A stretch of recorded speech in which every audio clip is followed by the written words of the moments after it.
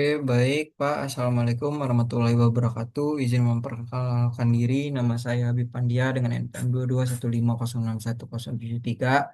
Jadi kali ini saya akan mempresentasikan proposal penelitian saya sendiri, yaitu yang berjudul optimalisasi flow table dan latensi menggunakan reinforcement learning pada software defined networking.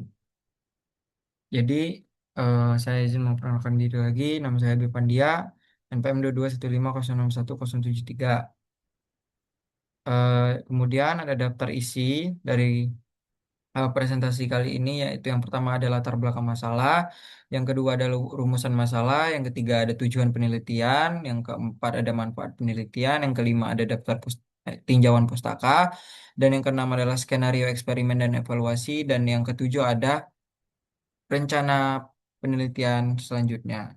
Oke, lanjut. Yang pertama ada pendahuluan. Jadi, pendahuluannya itu latar belakang dari ini adalah pada jaringan SDN, performa sangat berpengaruh pada flow table di dalam switch. Terdapat dua masalah utama yang saling bertentangan. Yang pertama itu adalah eh, masalah latensi, yaitu saat aturan untuk paket baru tidak ada atau table miss. Kemudian proses permintaan aturan ke application plane sangat lambat dan menyebabkan latensi tinggi. Setelah itu yang kedua adalah masalah sumber daya. Jadi kapasitas flow table sangat terbatas dan mahal. Aturan yang tidak efisien akan cepat memenuhi flow table dan menghambat skalabilitas. Tantangan intinya adalah bagaimana merespon dengan cepat tanpa memboroskan sumber daya. Kemudian ada rumusan masalah dari penelitian ini, yaitu yang pertama adalah bagaimana merancang kerangka kerja cerdas yang mengintegrasikan pembentukan role dengan manajemen timeout secara dinamis. Setelah itu yang kedua adalah seberapa efektif metode ini dalam mengurangi latensi. Yang ketiga adalah seberapa signifikan metode ini dalam mengoptimalkan flow table.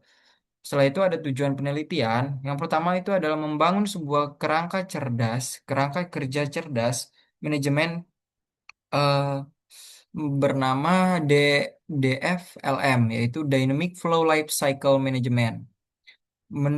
Kemudian yang kedua adalah mengukur reduksi latensi penyisipan role. Dan yang terakhir ada mengukir peningkatan efisiensi penggunaan flow table. Kemudian poin selanjutnya adalah manfaat penelitian. Jadi manfaat penelitian ini terbagi menjadi dua. Yang pertama adalah manfaat teoritis dan kedua adalah manfaat praktis. Untuk manfaat teoritisnya yaitu mengembangkan model optimasi ganda, latensi dan efisiensi untuk manajemen jaringan SDN. Setelah itu yang kedua adalah manfaat praktis, meningkatkan performa dan skalabilitas jaringan SDN secara langsung membuatnya lebih cepat dan handal. Setelah itu, poin selanjutnya adalah tinjauan pustaka dan kebaruan. Penelitian yang ada saat ini fokus pada solusi parsial.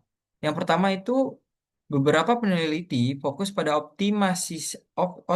otomatisasi pembentukan rule untuk mengurangi latensi.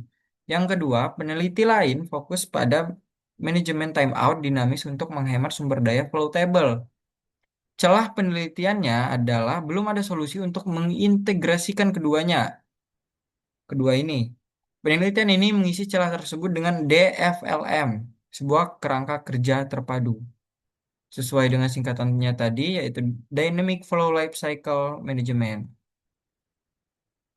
Jadi membuat sebuah life cycle itu jadi lebih termanage seperti itu.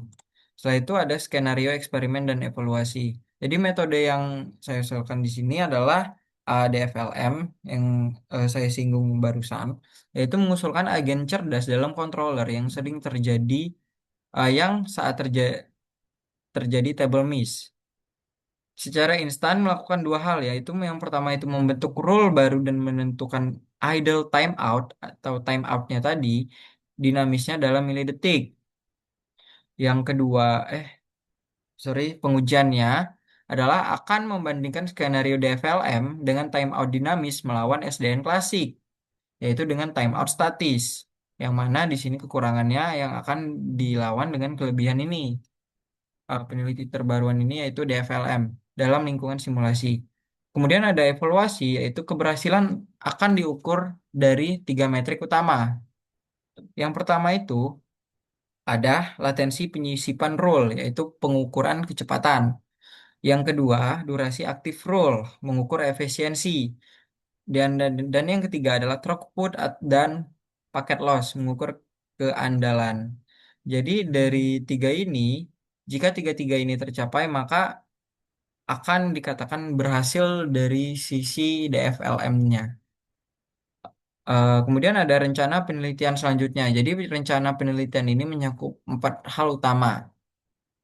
Yang pertama itu ada persiapan lingkungan dan studi literatur. Kedua itu ada implementasi dan pelatihan model atau DFLM.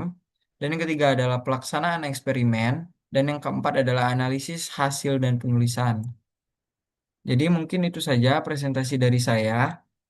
Mungkin untuk lebih lengkapnya itu ada di bagian sudah saya kumpulkan judulnya ini dan kemudian SDN itu tadi adalah Software Defined Networking.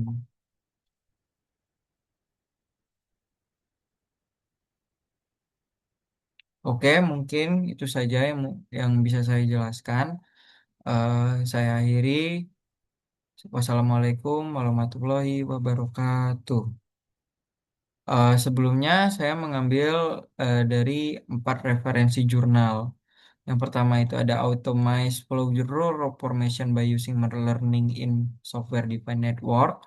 Kemudian ada ini Flow Aggregation, SDN, Space Allocation, kemudian Dynamic for Flow Installation, dan Survey of Low Latency Transmission Strategies in Software Defined Networking. Jurnal tersebut membahas tentang sebuah masalah penelitian yakni adalah masalah latensi. Oke, mungkin itu saja yang bisa saya jelaskan. Terima kasih.